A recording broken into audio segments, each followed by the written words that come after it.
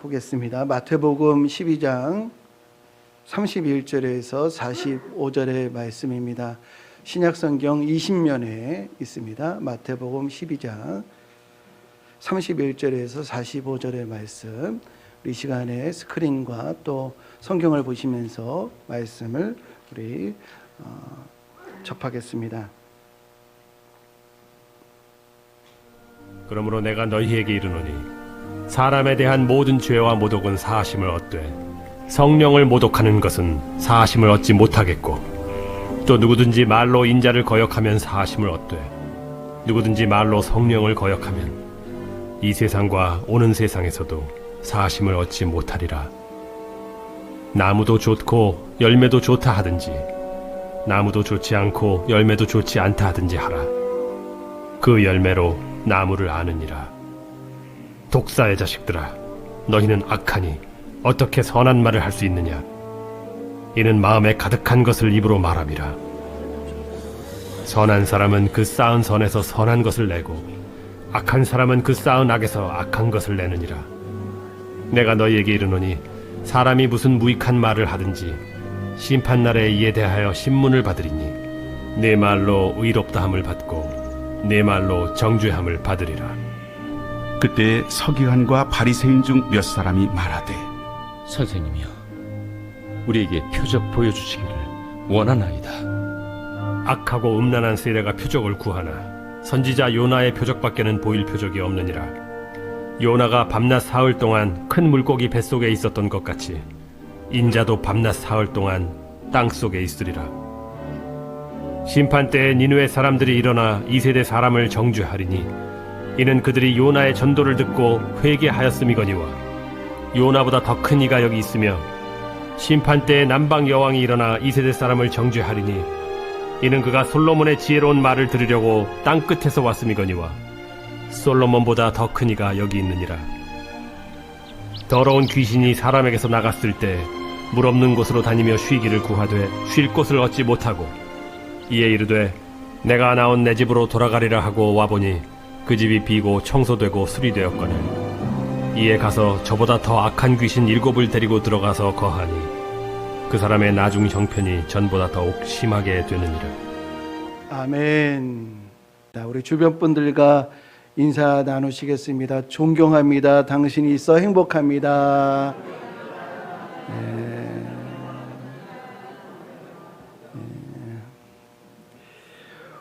오늘 설교의 결론은 요즘 많이 혼란스럽잖아요. 또 교계가 좌우로 분열되어 있다라는 소리도 들리고 또 많은 이들이 교회를 떠난다고 하지만, 그렇다 할지라도 지금이 은혜의 날이고 지금이 신앙 성장할 수 있는 기회의 날이다라고 하는 것을 함께 말씀으로 살펴보려고 합니다.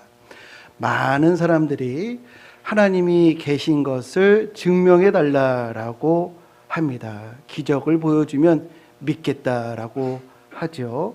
혹은 하나님이 살아계시면 믿는 자에게 부귀영화, 무병장수, 만사 형통을 줘야 되는 거 아니냐라고 합니다. 그런데 부귀영화 또 만사 형통이 있다고 해서 하나님을 정직하게 인정하는가?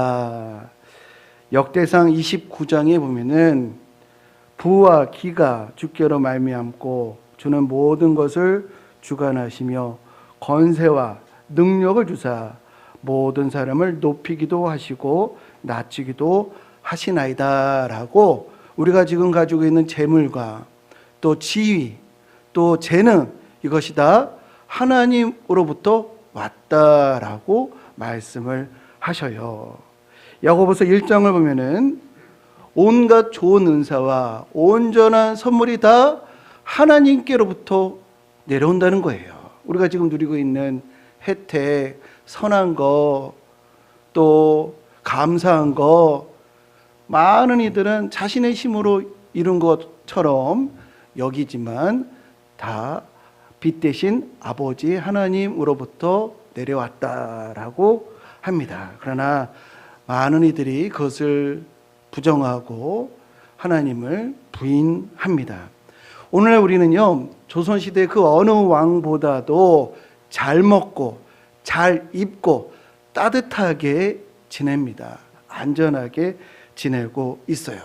그럼에도 불구하고 하나님께 감사하는 이가 누구며 출중한 외모와 건강한 신체를 가진 자 가운데 하나님께 나오는 자가 누구며 자신의 지성, 물질, 지위와 권한을 가지고 청지기 정신으로 그의 나라와 의를 먼저 구하는 자가 누구인가?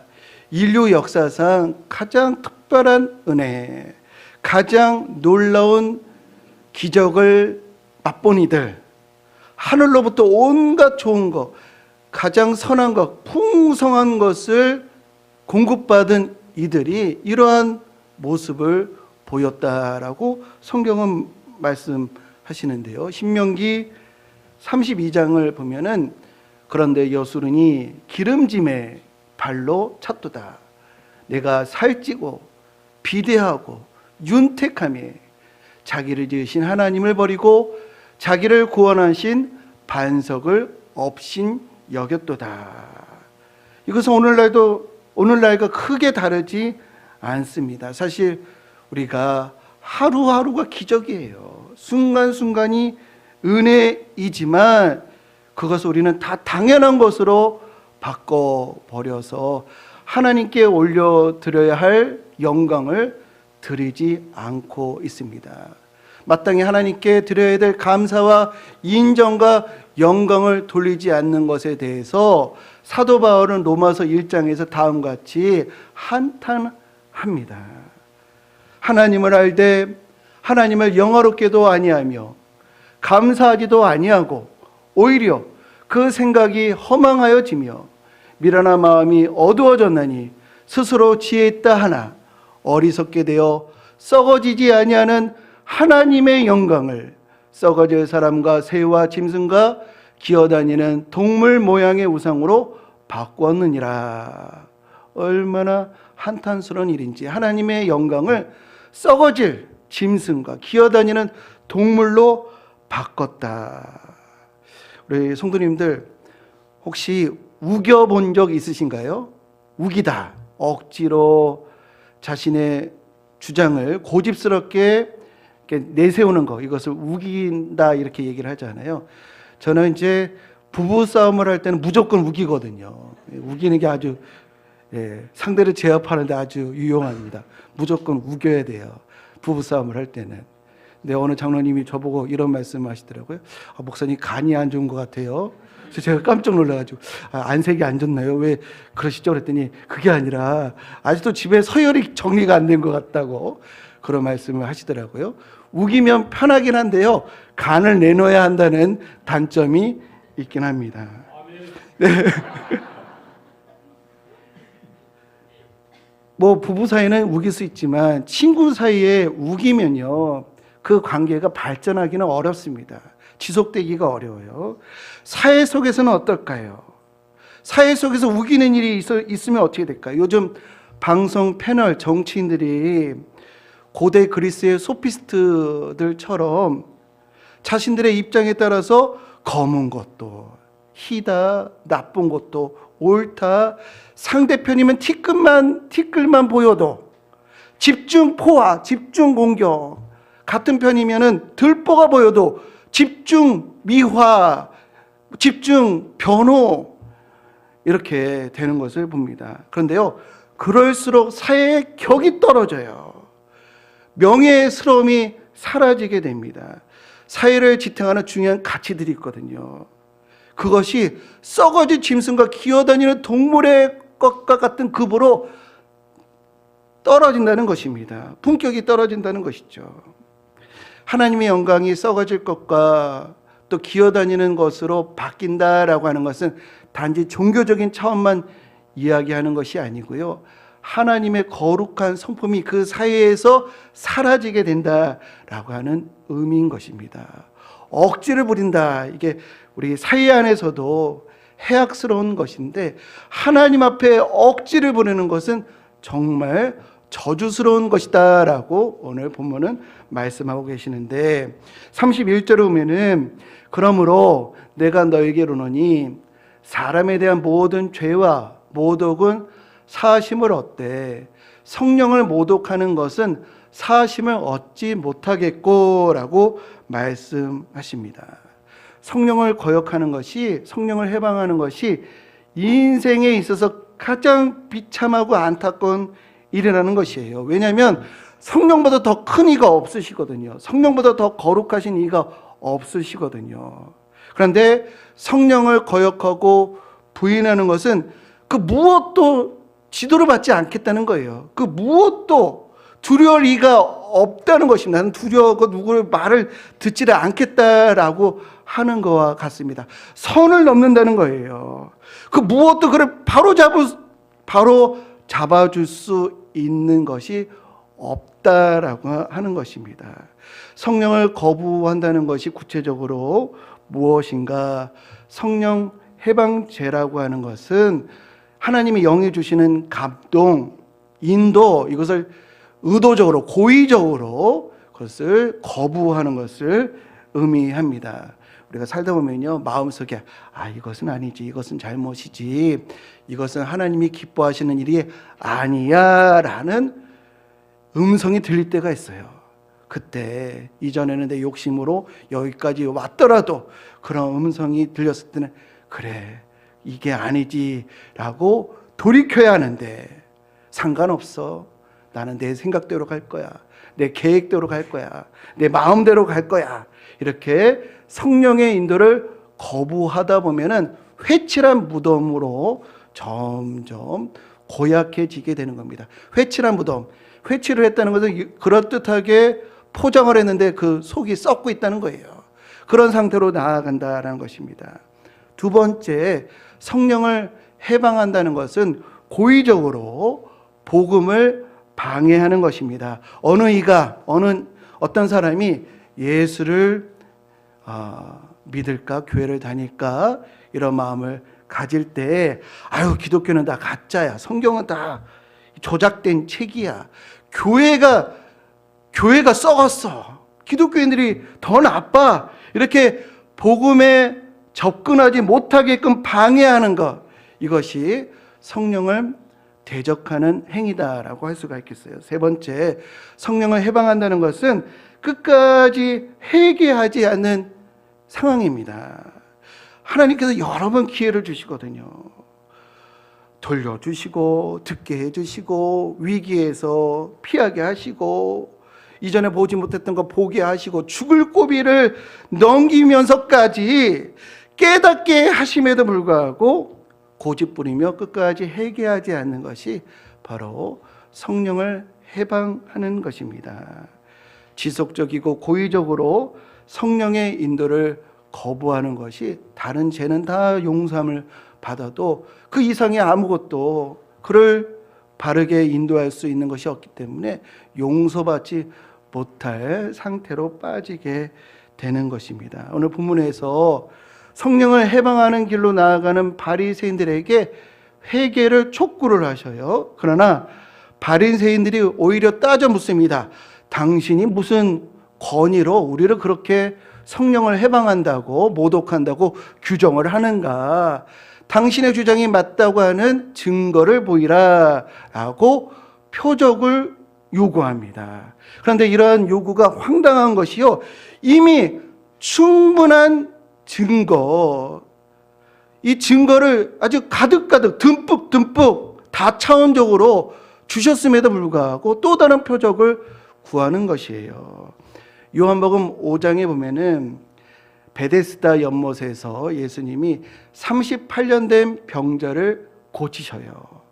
그것을 목도했음에도 불구하고 사람들이, 바리새인들이 예수님을 대적합니다. 당신 정말 메시아 맞아?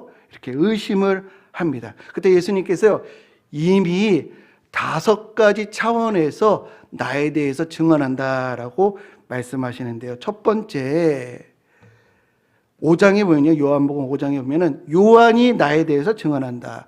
요한이 누구냐면요. 세례 요한, 당대의 최고의 영적 지도자가 나에 대해서 증언한다라는 것이에요. 또 보면은 아버지께서 내게 주사 이루게 하신 역사, 이 말씀은 하나님이 아니고서는 행할 수 없는 기적, 38년 된 명자가 고침을 받고 죽은 자가 살아나는 이런 기적을 보았음에도 사람들이 그것을 인정을 안 하고 믿지를 않는다는 거예요. 그 다음에 또 계속 보면은요, 아버지께서 친히 나를 위해서 증언하셨으니 너희가 그 음성을 듣지 못하는구나 라고 하나님께서 직접 음성을 들려줌에도 믿지 않는다는 거예요. 그 다음에 또 보면은 너희가 성경에서 영생을 얻는 줄 생각하고 성경을 연구하거니와 이 성경이 곧 내게 대하여 증언하는 것이니라. 이들이 성경을 날마다 연구하잖아요. 바리새인들이.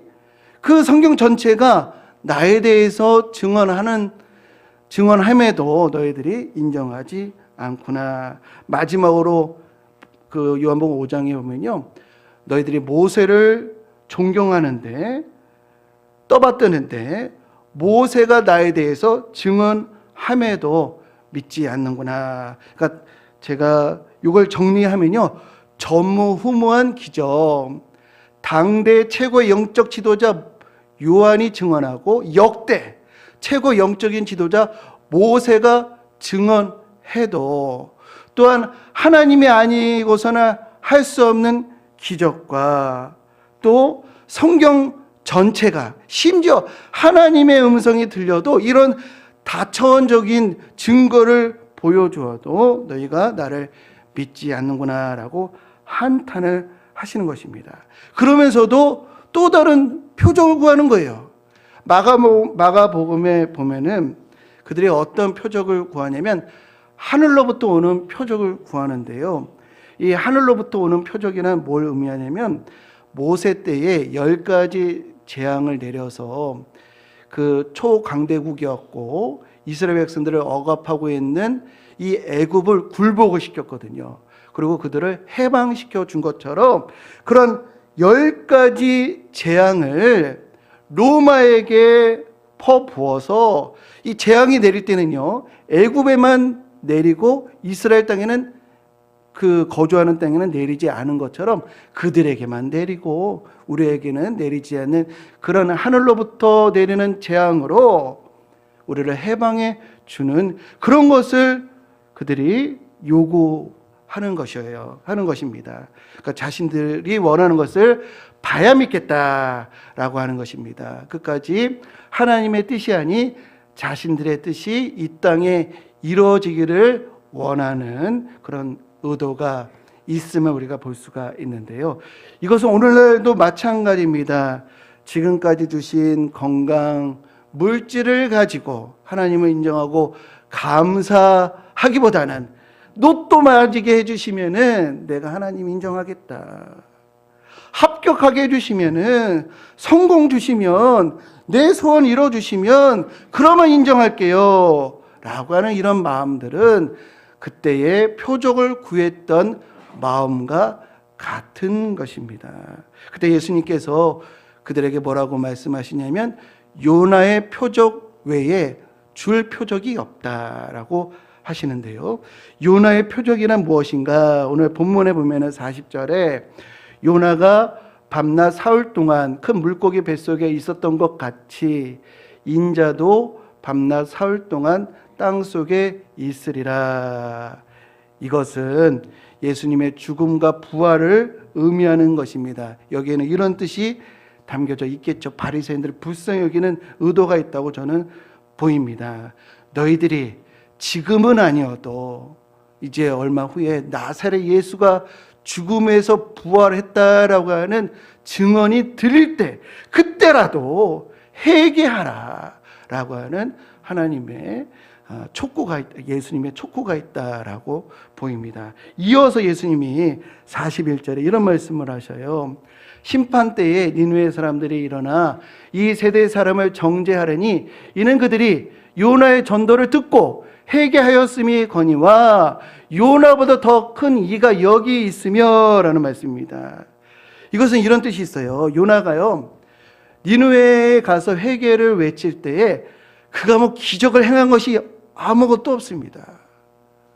정말 가기 싫어가지고 막 피해 다니는 거, 막 하나님이 이제 막 잡아다가 그 사역을 하게끔 한 거 아니에요? 그때 그가 정말로 하기 싫은데도 떠밀려가지고 회개를 선포하고 경고를 외쳤을 때 그 기적도 없이 그 외침만 가지고도 제약의 도시 니느웨가 회개하고 돌아왔다는 것이에요. 그런데 지금 요나보다 더 큰 이가 놀라운 기적과 함께 회개를 선포함에도 전혀 회개하지 않는 너희들을 정죄하고 고발하는 이는 다른 이들이 아니라 그때 니느웨 사람들이 너희들을 정죄할 것이다 라는 말씀입니다.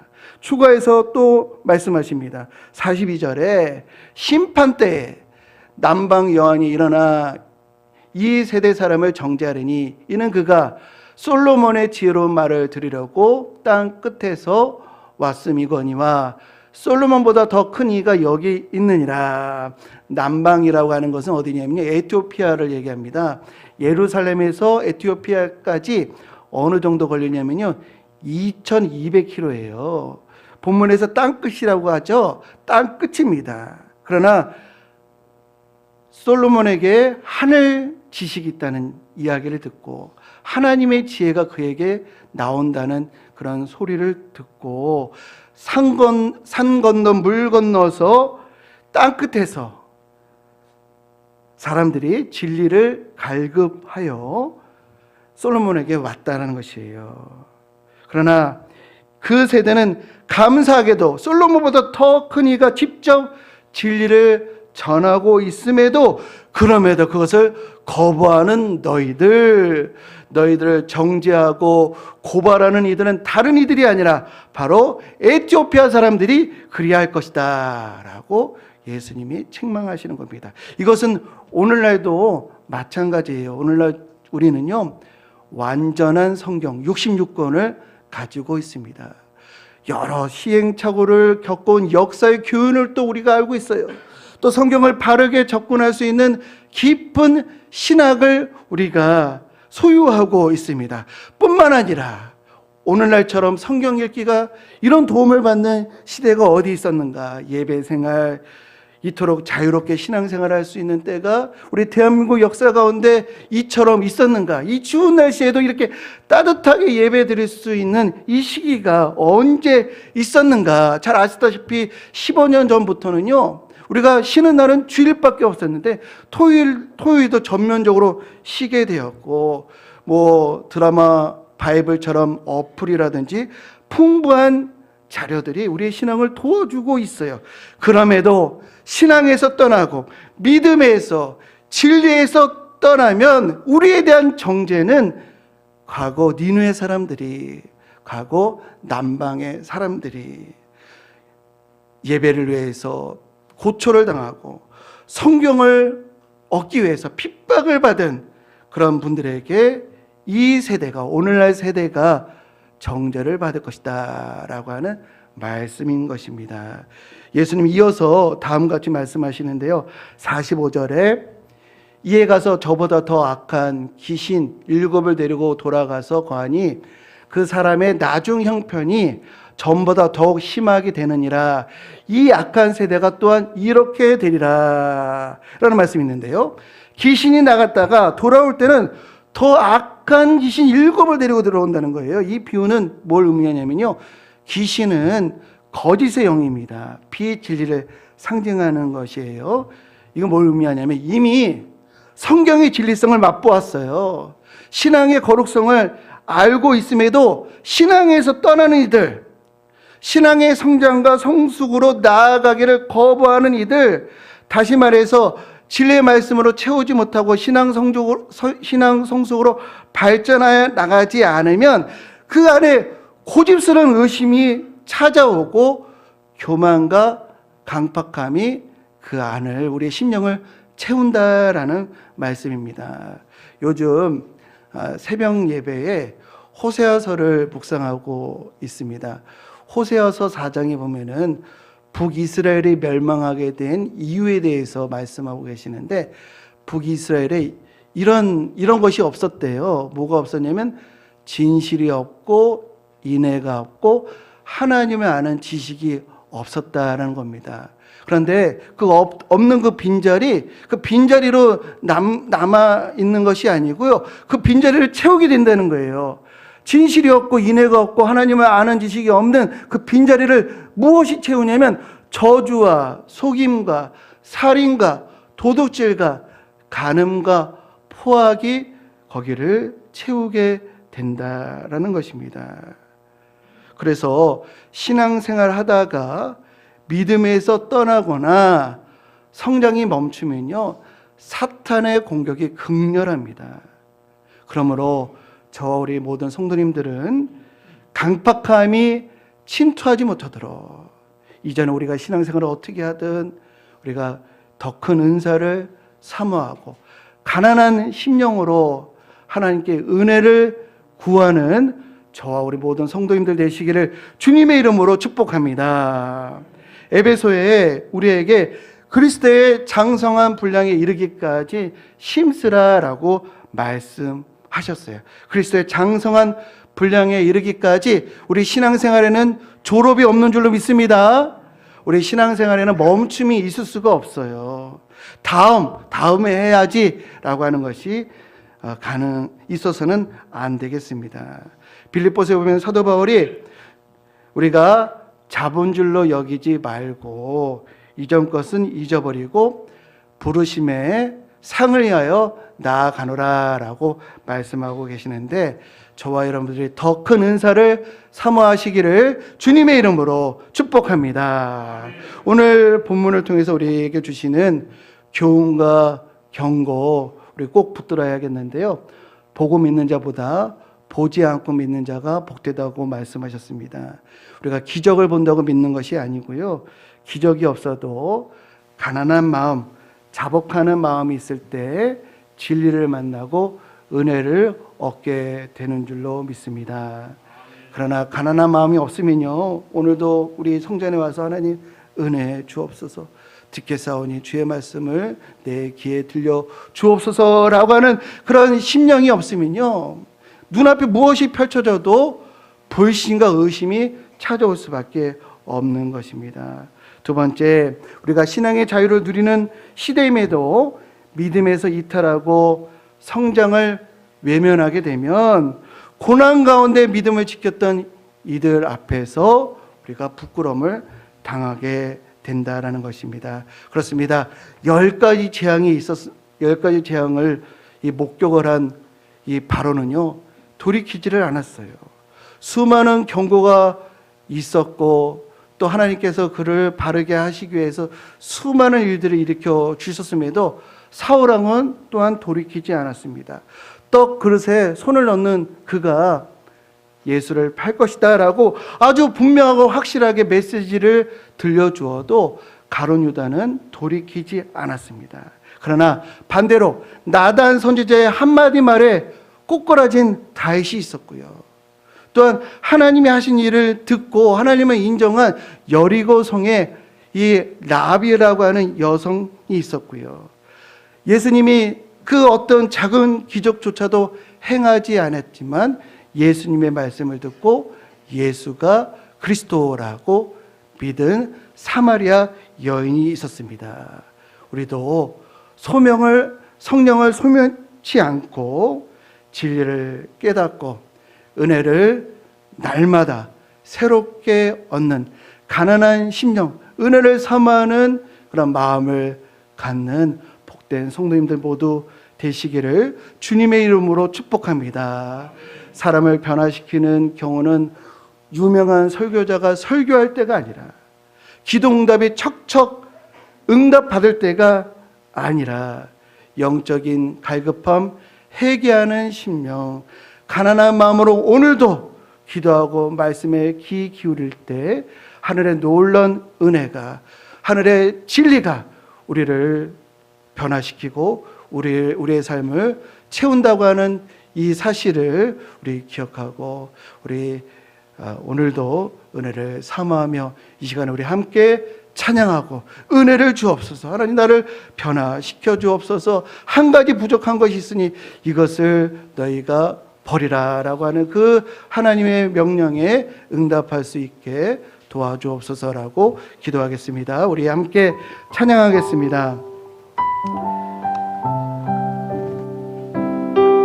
어려운 가운데 믿음을 지킨 자들에게 부끄럽지 않도록 믿음과 성장의 궤도에서 이탈되지 않도록 주님 도와주옵소서라고 하는 마음으로 우리 예수의 이름으로 일어서리라 라는 찬양 함께 하겠습니다.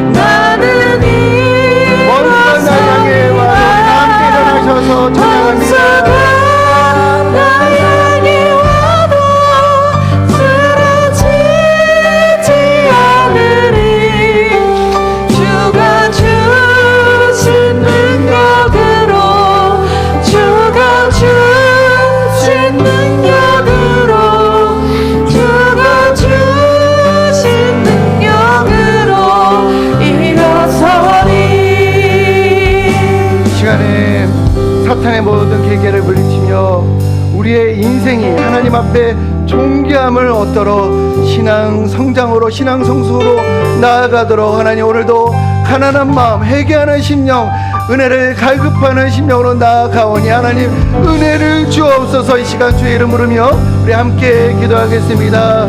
주여 하나님 아버지 바리새인이 성령을 모욕하며 성령께서 보여주시고 들려주시고 내가 내어서도 그것을 거부하는 강박한 마음으로 나아갔는데 하나님 그런 자들이 하나님 아버지 니네의 삶을 정리하고 하나님 강박 삶이 정리한다라는 우리가 깨닫게 되었습니다.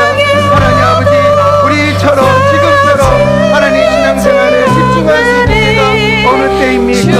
하나님 아버지 이것을 우리가 거부하고 신앙 성장으로 나아가지 못할 때 하나님 악한 귀신 일곱이 우리의 마음을 채운다라고 말씀하셨는데 오늘도 하나님 아버지 주의 말씀에 귀 기울이며 은혜의 자리로 하나님 은사의 자리로 하나님 성령 충만함으로 하나님 그리스도의 장성함을 잡기까지 쉬지 않고 나아가게 하여 주옵소서.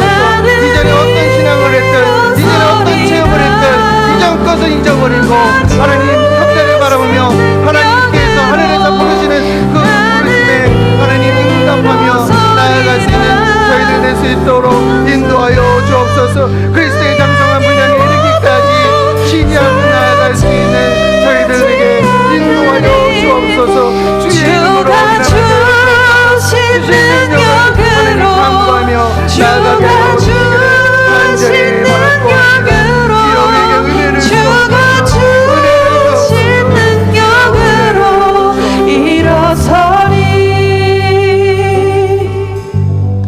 이제는 진리요 생명이신 예수 그리스도의 넓으신 은혜와 독생자마저도 아낌없이 내어주신 하나님 아버지의 한량없는 사랑하심과 언제나 의로운 길로 인도해 주시는 성령 하나님의 감동, 감화, 역사, 교통하심이 성령을 소면치 않고 그리스도의 장성한 분량에 이르기까지 겸손과 간절함으로 부르심의 상을 위하여 나아가리라 결단하는 성도들 머리머리 위에 그 가정과 기업과 광석교회와 이 나라와 이 민족 위에 영원토록 임하시기를 간절히 축원하옵나이다. 아멘.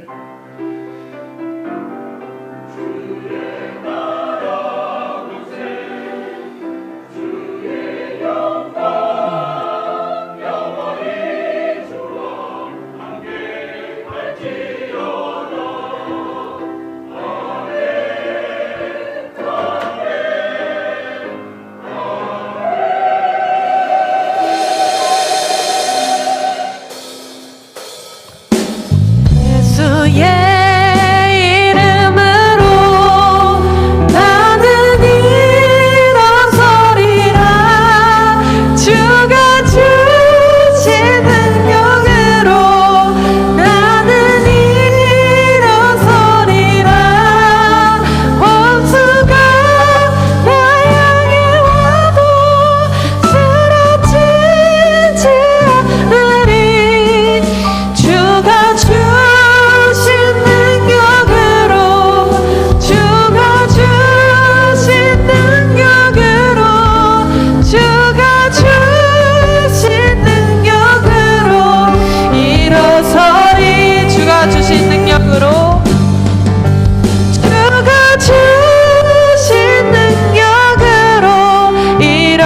주신